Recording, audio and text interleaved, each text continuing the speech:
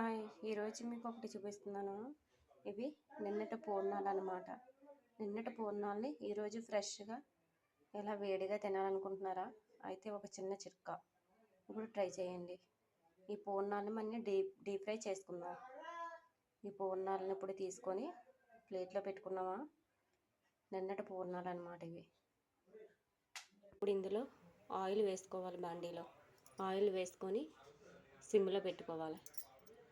పూర్ణాలని మెల్లిగా సిమ్లో పెట్టి డీప్ ఫ్రై చేసుకోవాలన్నమాట.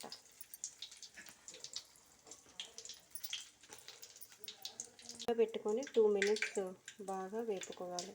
బాగా ఎగిపోయి అంతే.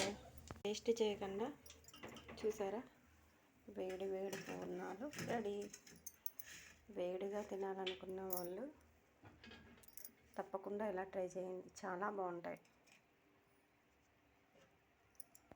ఎంత బాగున్నాయి వేడి వేడి పూర్ణాలు, సూపర్.